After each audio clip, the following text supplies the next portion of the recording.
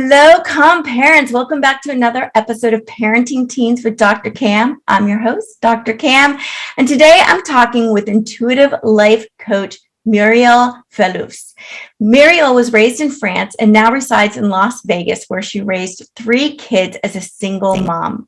For years, she coached people on relationships, but bouncing back from depression when her kids became teenagers and started acting out was so painful that she redirected her focus. She is now helping single moms with teens to overcome their challenges and prevent the spiraling down into negative emotions, anxiety, and depression. Welcome, Murielle. I'm so happy to have you here. I'm so happy to be here. Thank you for having me. Yes. So tell us first a little bit about you and how you were inspired to start helping other single moms with their teenagers. So I started helping women. I was in high school. They were somehow drawn to me because I had a calming effect. And I started really helping women without really knowing what I was doing. It was instinctive. And when my oldest was 4, so about 20 years ago, I started really studying self-development, and it became a passion. I started with Tony Robbins and went on to other mentors. And as I was learning, same thing, women were coming to me. So I coached on dating for a long time. And when my last 2 became teenagers, I was still coaching on relationships.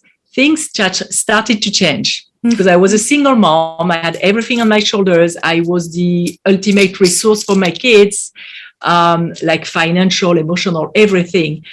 And they started acting out in potentially very dangerous ways, like experimenting and, skipping school. And me being alone with everything on my shoulders, and on the top of it all, I had a disease that I was recovering from. It was too much for me. Without realizing, I was so anxious. I was living in the fight or flight response in my body, like on alert 24/7, because I was always scared that one of my kids would once try something that would like fry their brain on the spot. And I was waking up at night with horror scenarios in my head. Like I, without realizing, spiraled into depression. And I found myself at a place where I just wished lightning would come and just disintegrate me because it was too hard. I didn't feel that I had what it took, and it was too painful.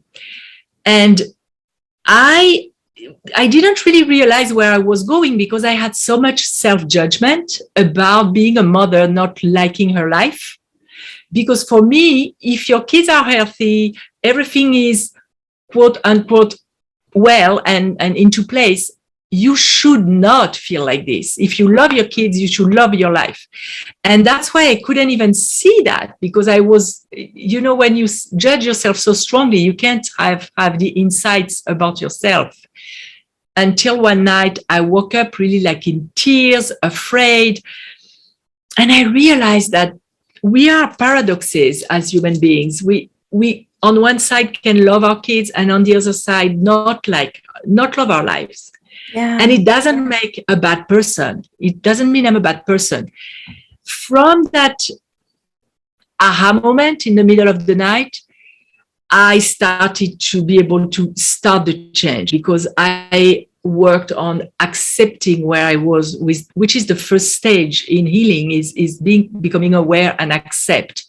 And from there, with tools to really regulate my emotions in the middle of the night when I was waking up like with palpitations and perspiring in fear, I started using a method called tapping and redirected my thoughts once I was more neutral, because usually you don't go from a high level of fear to positive.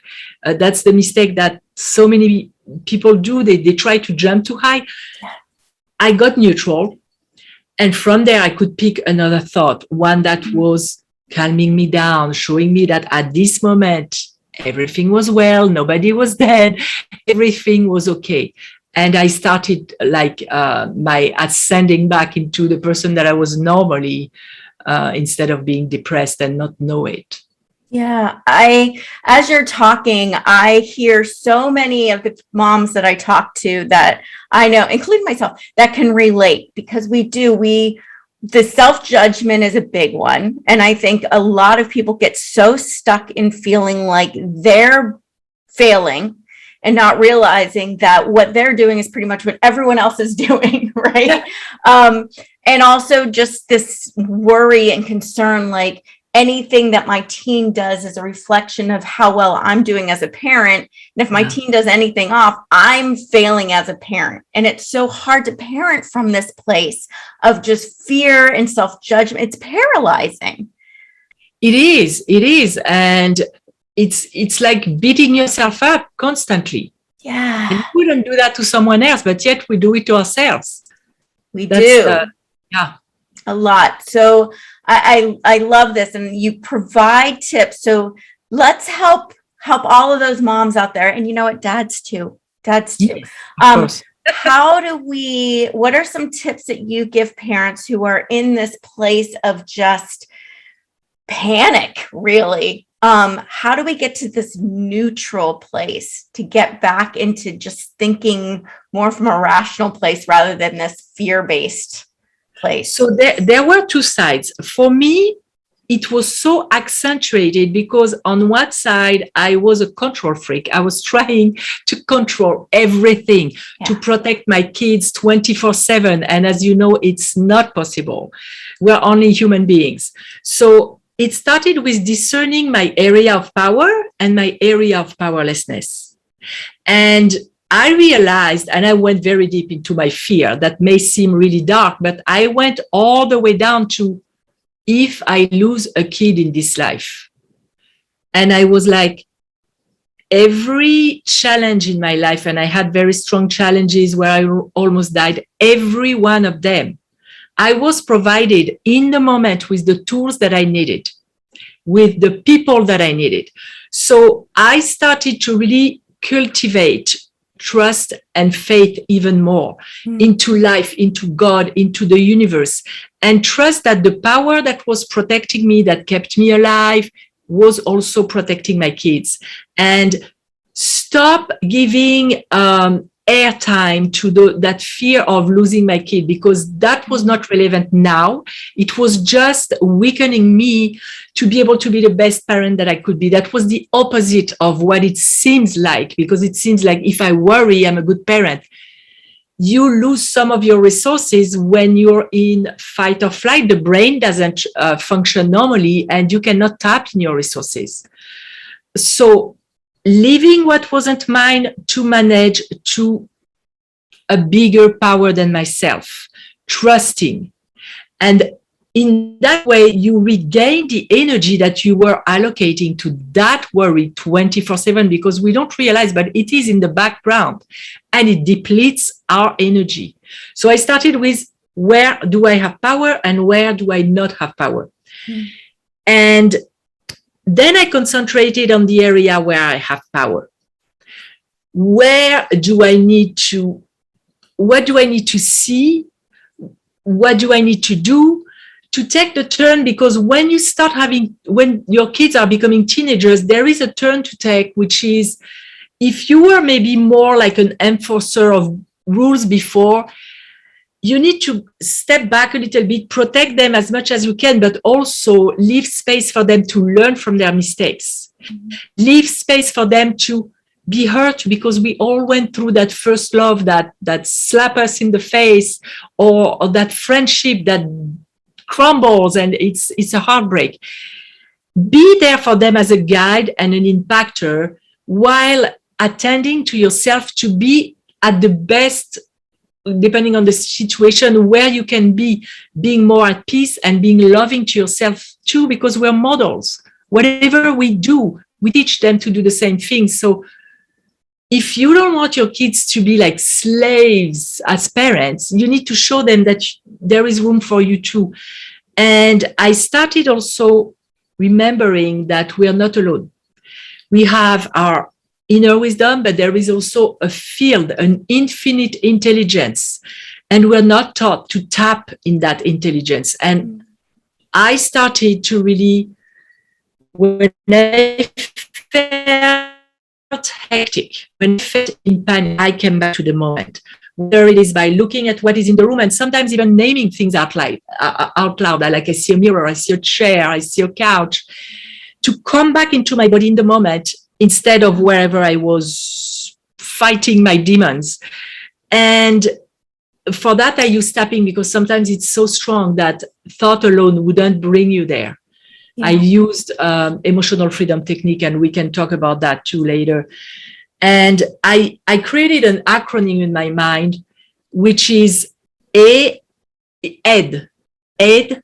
but with two Ds. Like A is standing for awareness. What is going on? Am I panicked? What am I thinking? If I can point it out, if you can't find the exact thought, it's okay.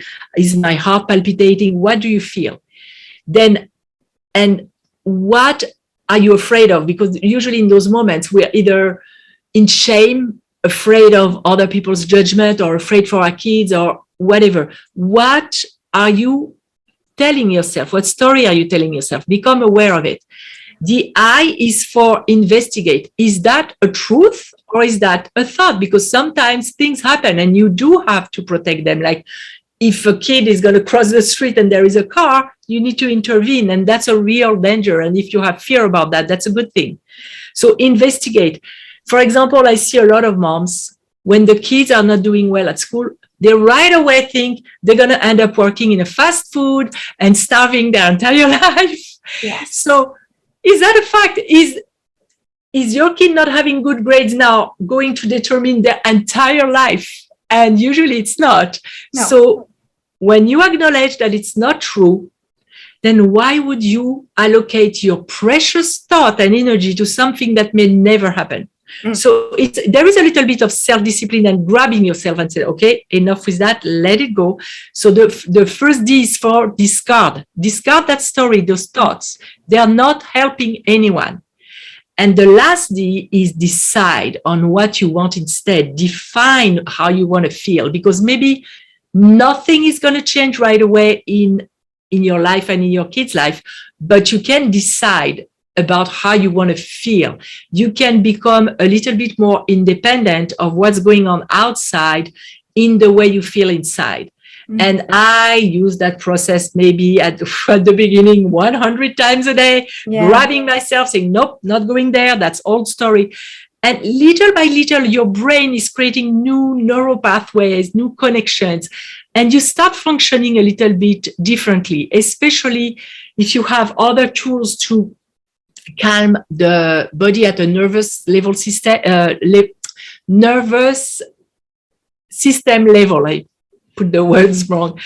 Then you start training yourself to become someone else.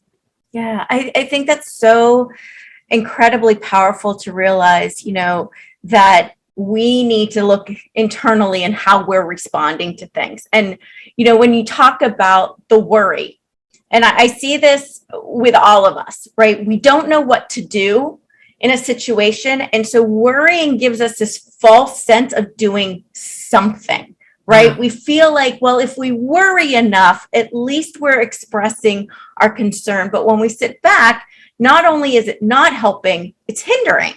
So our false belief that we're doing something is really, we're doing something, we're making it worse. So I think we need to say, okay, let's let go of this feeling that we have to do something and this is what we're going to do. And let's get in this place of, so I guess what I'm saying is we need to first decide that we want to stop worrying. And I think that's hard for people to let go of because they feel accomplished when they worry. And that's something that we've learned in school, because in school we learn to look at a problem from every angle before we can solve it. That's an illusion in life to do that. And there is also the judgment part. If suddenly I don't worry as much and people know that I don't worry, oh my God, I'm a bad mother. So there is some bad optics too. Yes, there is some work to do around that too, to where maybe start letting people think whatever they will think, as long as you know you're doing your best. Yeah, Yes. I think you're right. I think that's a big thing, is that even if we don't know what to do, if we show we're worrying, at least we're conveying that we know it's a big deal. It's important. Like, so we're at least worried about what people are worrying about. So, okay. So we get to this place where we're like, I'm ready to let go of the worry because I realize it's not helping me or my teen or anyone involved. How do we do that? It's so difficult. So let's get into, you use tapping, and that's one of the really big reasons I wanted to talk to you too, is because I hear a lot about tapping. I don't know a lot about tapping or how to do it. So I'd love to learn from you. What is it, and how do you do this to calm yourself down? So tapping is a little bit like emotional first aid. And the tapping that I'm doing, I'm getting certified in clinical tapping. So that's the one they use with veterans to treat, heal PTSD.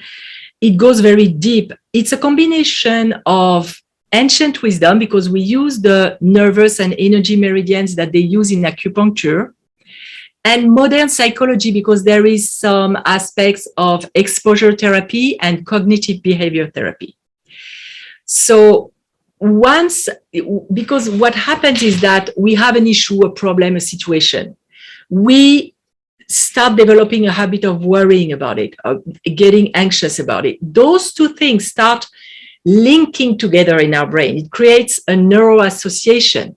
And soon enough, every time you will see something that reminds you of this situation, your body will react and go on alert. Yeah. What tapping does is it intercepts the amygdala, is the stress center in the brain that will trigger the fight, flight, or freeze response, because it's whether the threat is real or imaginary, you need to be ready to fight or run. If there was a predator, it's from very ancient time, or you freeze because you have to hide. And tapping intercepts that response in the body. It cuts the link, and you start soon enough thinking about the problem or the situation and feeling more neutral, thinking about the problem, feeling more neutral, and to a point where you get to a point where you feel so much more neutral that you can open and see, oh, there is that resource, or you can even ask. I had very serious challenges with my kids. I had a teen suicidal attempt, and because I started changing when I had that depression, it gave me the ground to help my kid when they went through that. Yeah. It's how life works. It's so magical. I went through a depression that kicked my rear. Mm-hmm. And because I changed, I was able to deal with what came later. Mm. And tapping, I saw one of my kids, and I never thought I could be feeling like that. I saw them harming themselves in front of me, and I had that milli fraction of second, like, oh my God, I'm going to go down into fear. And I caught myself. I was like, nope, that's not how I'm going to help. I felt that in me. It was very fast, and that's because I had associated something else than fear to what I was seeing, at least at a tiny level. Wow. And because of that, I was able to help. Otherwise, I would have gone down, and it wouldn't have been as helpful. Yeah, that is huge. So walk us through what tapping looks like. So tapping, you're going to have some points on the face and on the top of the body under the collarbones. I'm going to describe the points. We start with what is called the karate chop, because when they do karate, mm-hmm. they just can break a break with that. That's the side of the hand. And if people want a visual, they can go to liveeft.club, which I created for that. It's a silent movie of showing the points. You start with that point on the hand. Then you go at the basis of the eyebrows, just above the nose. Then you can trace, if you want, on the bone, on the side of the eye, close to the corner of the eye, on the bone, under the eye, on the bone too. Then you go and between the mouth, the nose and the mouth.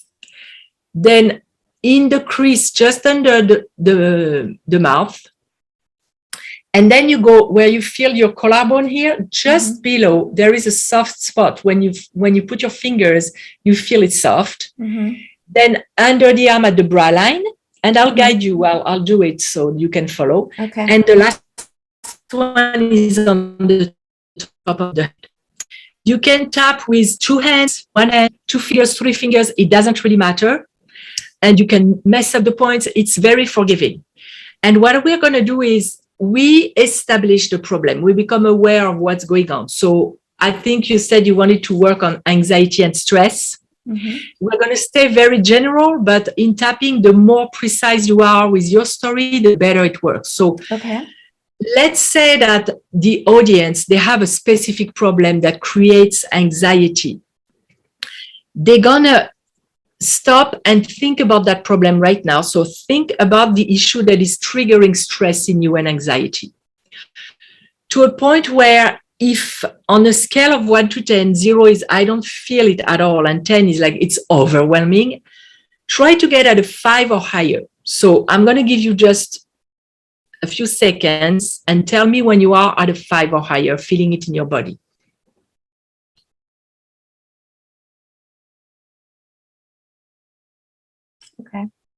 Okay. Now, where do you feel it? Take note, where do you feel it in your body? Like right here in my chest and my throat. And it can be anywhere. People feel it in their head, their shoulders. Take a mental note. Take a mental note of the number. Some people are going to be at a 5, others at a 6, others at an 8. And give a title to that problem, or 1 word, 2 words. Because when I'm going to tap, I'm going to say that problem. You replace it with your situation. And because we're going to do it in the episode with you, you can say that problem so you don't have to reveal to the audience what your problem is. But know that, think about your problem.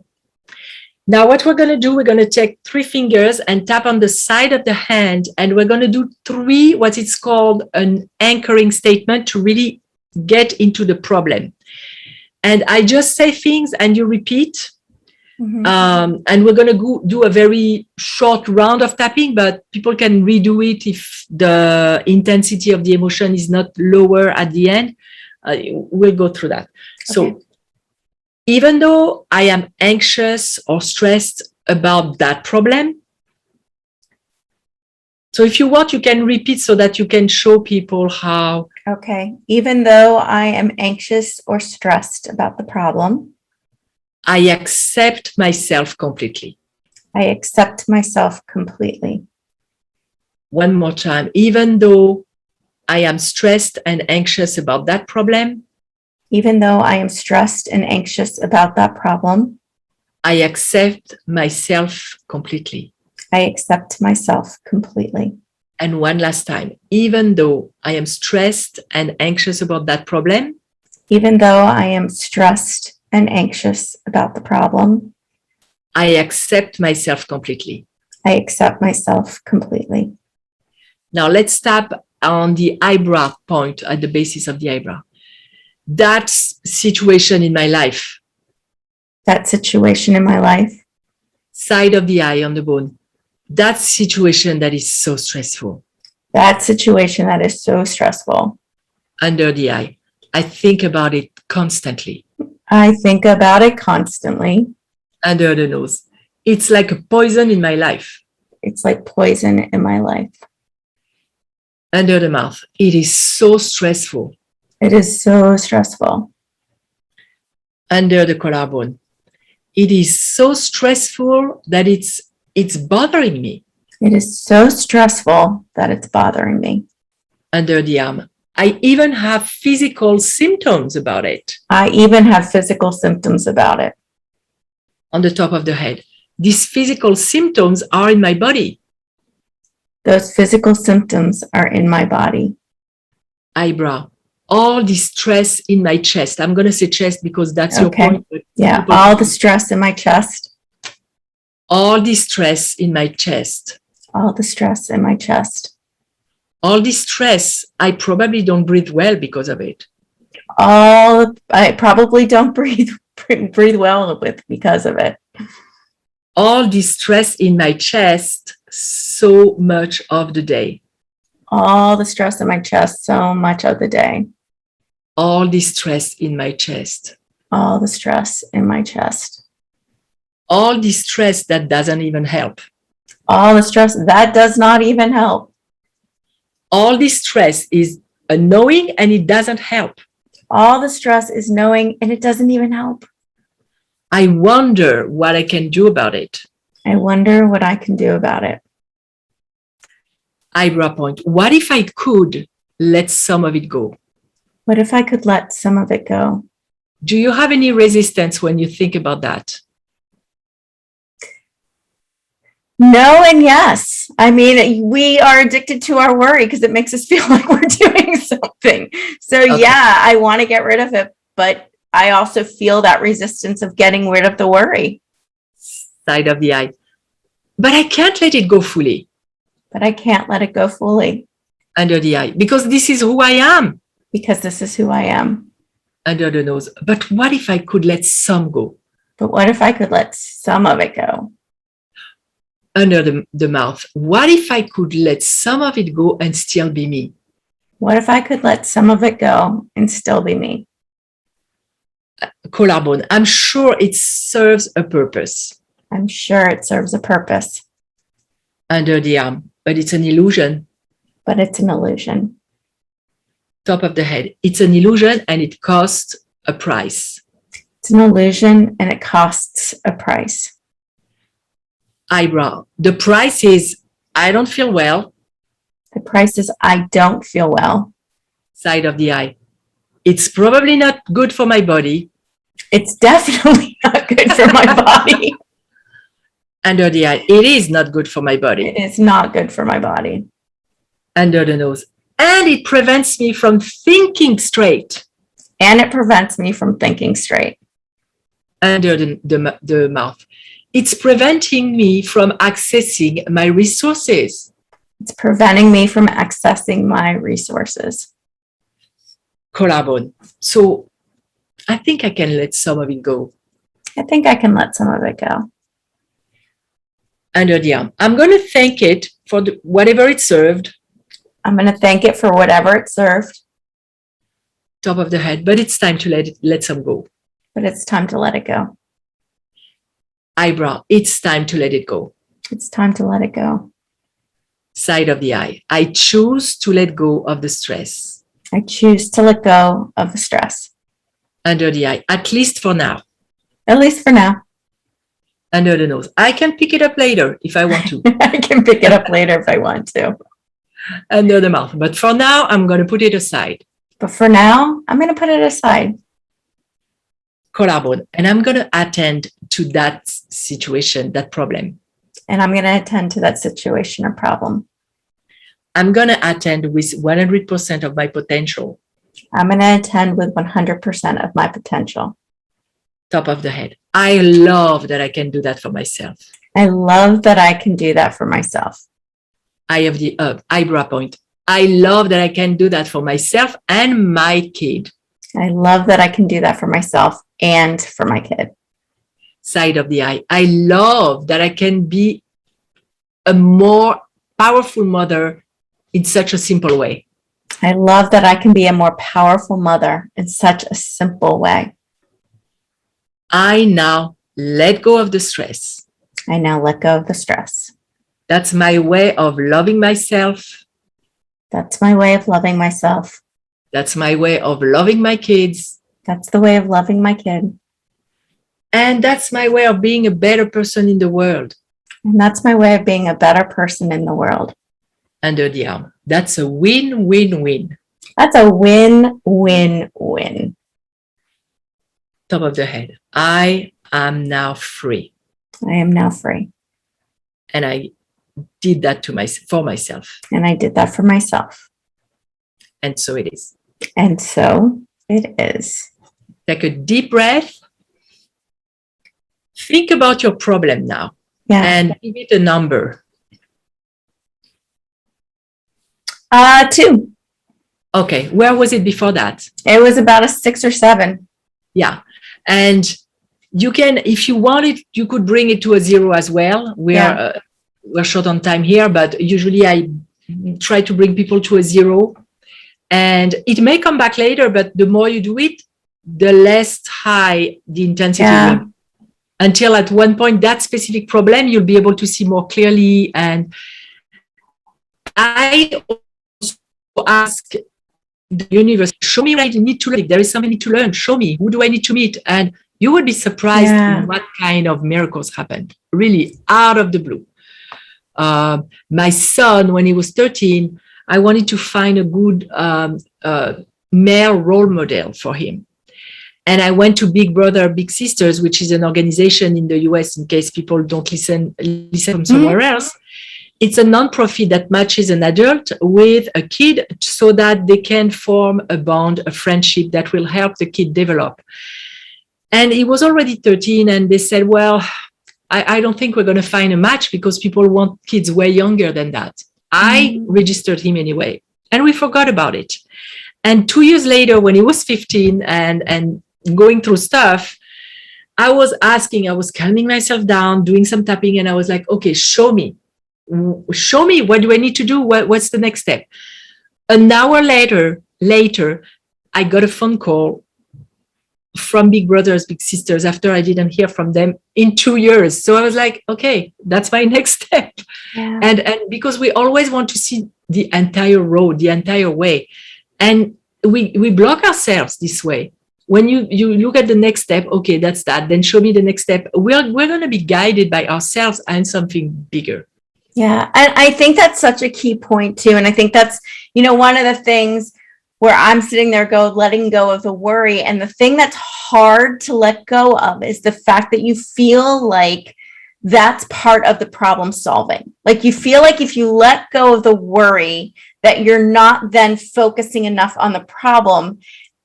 But it's the opposite. When you're so consumed with the worry, you're preventing yourself from resolving it. And I think that's where it's so hard to get around that thought process. It's so hard to let go of this because you feel like if I let go of this, I'm not doing anything, but this is really preventing you from doing something. So I think that's where I'm like, what? So I have an exercise for you to do to help you with that. And that's why I called my business Co-Parenting with the Universe, because that's what I feel I do in my life. Yeah.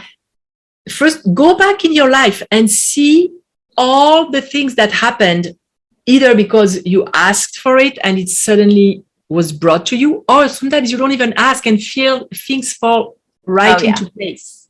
Yeah. And see if I bet you were not in fear, you were not like holding on to the problem, you were more open. So you prove to your brain little by little that it can happen without the worry. 100%. Yeah. On an energy level, I don't know if your audience knows about energies, but we vibrate like anything else on this planet. We are a world where we vibrate. We're all made of energy at the base. And when you're in fear, you vibrate at the level of fear. And the way you explain it, it's like taking an elevator. It's the energy elevator. You stop at the floor at which you feel. Mm-hmm. And when you stop at the level of fear, your brain, because it's designed this way, there is a filter that shows you what you believe and what you think about. So if you think the world is dangerous, you are going to notice everything that is dangerous. And because you vibrate at that level, you're going to meet people, situations, everything that resonates with fear. That alone for me is enough for me wanting to be at least neutral. So I don't want to add to my situation. Yeah. Yeah. That is so true too. It's like you kind of manifest what you're looking for and believing in, because that's your whole your brain is looking to find confirmation and support of what you already believe. So if you're in the state of fear, everything you do is to confirm that fear. Yes. And so you're missing all the stuff that would be against that belief, because that doesn't support it. So I think there's so much truth to that. And it's like, it's one of those things where you just got to go wrap your head around it, because it's like, I know it, it's still so instinctual to do. And so I want to relay that because I know how difficult that is to let go of those fears, because those fears are doing something for it. We feel like they're doing something for us. So it's hard to let go, because you're like, well, if I let go, what is there? And you're saying there's a lot more out there. Oh yeah. But we have to let go first to see it. And that's scary. And what I tell my clients and I tell myself is that, yes, it's fear. And yes, maybe it's hard to, but really it's a habit of thought and a habit of feeling. So when I'm too much into it, or when I coach someone who's too much into it, I'm like, it's just a habit. It's not bigger than that. It doesn't have power over you. You have power over it. It's just a habit. That's okay. You did it again. Well, so what? So what? You practiced it for, I don't know, 30, 40 years. You think you're going to leave it in one day? No, it's going to come back. So what? So what? It's good stuff. Good stuff. So before we go, how can people find you? And I know you mentioned the free tapping too. So how can people find you and find that? So they can find me at coparentingwiththeuniverse.com. And I have on my website a freebie, which is a kit for moms or dads. I said moms because I started with moms. Mm-hmm. And it's a back to peace kit where you have a tapping session to come down after an argument. Because I know when you have teens, sometimes your blood is boiling. So you go down before you continue interacting.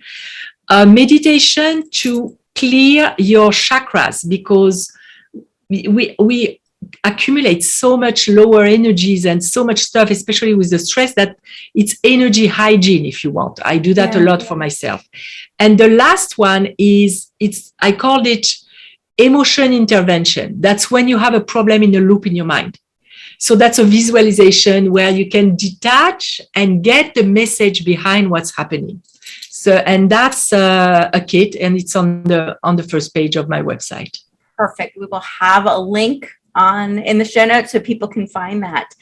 And before you go, any parting words of encouragement for parents of teenagers? What helps me is knowing I have what it takes. That's one of my mantras, because sometimes it's so big, you're like, oh my God, no, I have what it takes and I'm not alone. Those two mantras saved my life, and every time I have a challenge, I go back to it. So small, but so big, so powerful. Thank you. I really love that. So Murielle, thank you so much for joining us today. I'm so grateful. It was a pleasure. Thank you for having me. I love that conversation.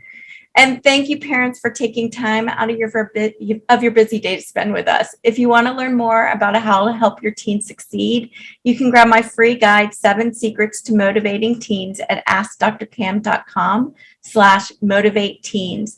Finally, if you enjoyed this episode and all the helpful strategies Murielle shared with us, please take a quick moment to rate and review. This helps other parents like you find this show. I encourage you to share it with a friend as well.